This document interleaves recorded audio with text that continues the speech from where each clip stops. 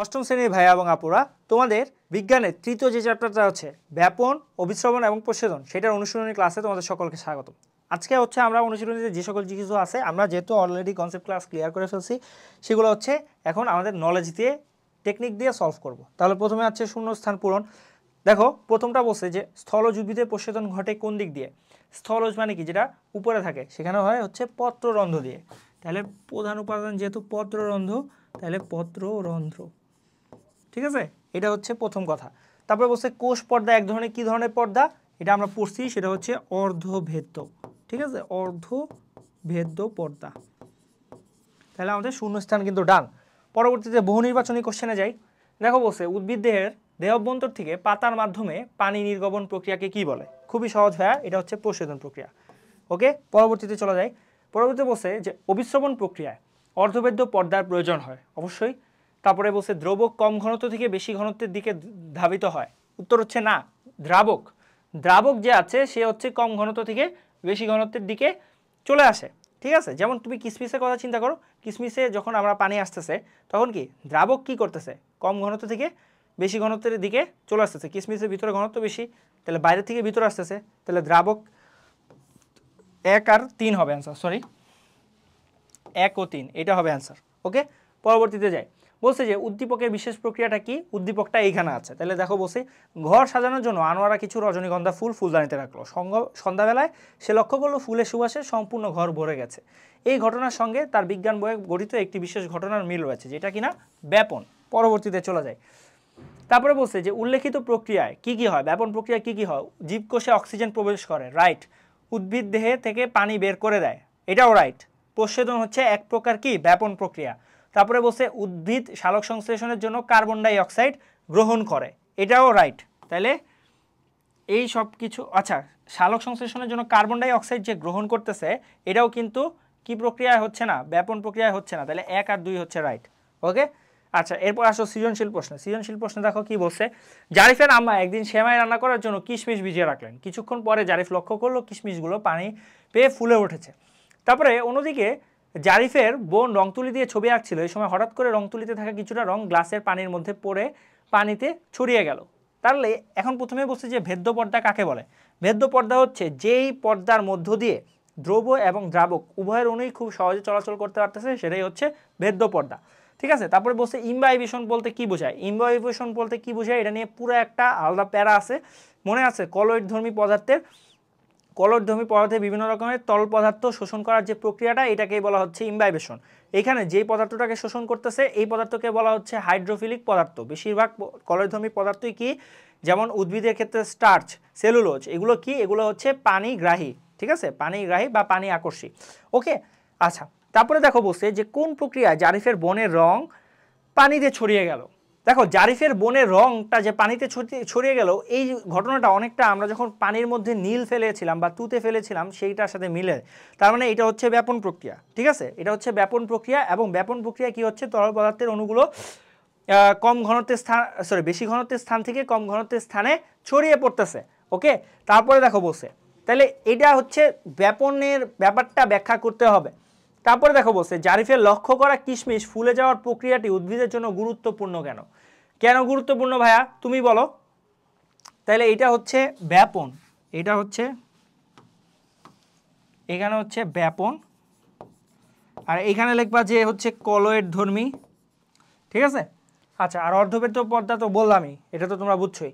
আর কিশমিশ ফুলে যাওয়ার ঘটনাটা কি, সেটা হচ্ছে অভিস্রবণ। কিভাবে উদ্ভিদের জন্য গুরুত্বপূর্ণ, আর যে অভিস্রবণের গুরুত্ব লিখে দিলেই হচ্ছে। তারপরের স্লাইডে আমরা চলে যাই পরের প্রশ্ন। ব্যাপন কাকে বলে। ব্যাপন কাকে বলে কি বলতেছি আমরা, গ্যাসীয় বা তরল পদার্থের অণুগুলো কম ঘনত্বে, বেশি ঘনত্বের স্থান থেকে কম ঘনত্বের স্থানে ছড়িয়ে পড়ার প্রক্রিয়াটাকে আমরা হচ্ছে ব্যাপন প্রক্রিয়া বলতেছি। তাহলে আমরা এটা লিখে ফেলি। দেখো ব্যাপন তাহলে কাকে বলতেছি, বেশি ঘনত্বের তরল বা গ্যাসীয় পদার্থের অণুসমূহ, গ্যাসীয় পদার্থের অণুসমূহ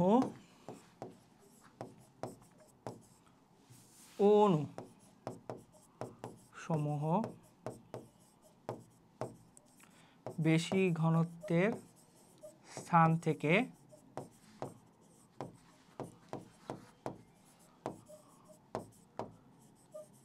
কম ঘনত্বের স্থানে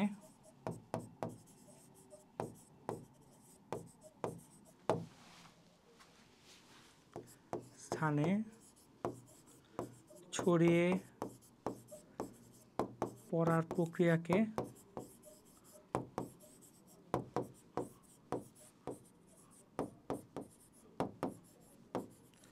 ব্যাপন বলতেছে, তাই না?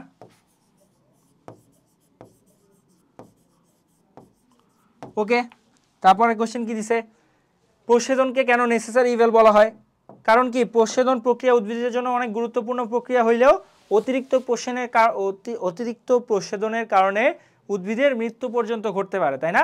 এজন্যই হচ্ছে উদ্ভিদের প্রচ্ছেদন এই প্রক্রিয়াটাকে নেসেসারি ইভেল বলা হচ্ছে, যে এটা আসলে খারাপ কিন্তু আবার প্রয়োজনীয়। ওকে, তারপরবর্তীতে চলে যায়। তারপরে বলছে টবে থাকা গাছগুলো নেতিয়ে থাকা পড়ে থাকার কারণ কি? তাইলে দেখো উদ্দীপকটা পড়ো। বিদ্যালয়ে থাকে বাসায় ফিরে আদিবা লক্ষ্য করলো টবে থাকা গাছগুলো সব নেতিয়ে পড়েছে। বিকালবেলা সে গাছগুলোতে পানি দিল, পরদিন সকালে দেখলো গাছগুলো সতেজতা ফিরে পেয়েছে।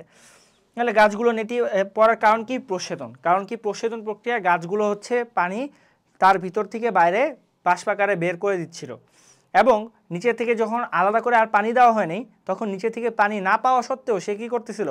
পানি বের করে দিতে থাকতেছিল। এর জন্যই আসলে প্রচ্ছেদনকে নেসেসারি ইভেল বলা হয়, এবং এই প্রক্রিয়ার কারণেই উদ্ভিদের পাতাগুলো আসলে দুমড়ে মুচড়ে যায় বা সংকুচিত হয়ে যায়। এটাই হচ্ছে ঘটনা, ঠিক আছে? নেতিয়ে পড়ার কারণ হচ্ছে এটাই। এরপরে বলছে পরবর্তীতে গাছগুলো কীভাবে সতেজতা ফিরে পেল। ওই যে আমি যখন নতুন করে পানি দিছি তখন পানিগুলো কি মূলরমের দ্বারা শোষিত হয়েছে জাইলেম বাহিকার মাধ্যমে মূল থেকে পাতায় গেছে, এবং যখন পাতায় গেল তখন কি পাতার মধ্যে পানির পরিমাণ বেড়ে গেল। পাতার মধ্যে যখন পানির পরিমাণ বেড়ে গেল তখন কিন্তু কি সতেজতা ফিরে পেল। তাহলে এখানে কি কি পয়েন্ট উল্লেখ করব? দেখো, প্রথম পয়েন্ট উল্লেখ করব হচ্ছে মূলরম। এরপরে হচ্ছে জাইলেম বাহিকার মাধ্যমে পাতায় পৌঁছানো। পাতার পানির পরিমাণ বৃদ্ধি মানেই হচ্ছে পাতার সতেজতাও বৃদ্ধি পাবে। তো এই কি পয়েন্টগুলো আলোচনা করবা, এবং এটার উত্তর কিন্তু খুব সুন্দর করে তোমাদের বইয়ে দেওয়া আছে। তো এই হচ্ছে আমাদের এই অধ্যায়ের অনুশীলনী ছিল। এইখানে আমাদের একটা প্রজেক্ট আছে, প্রজেক্টটা ধরো দেখি কি বলছে।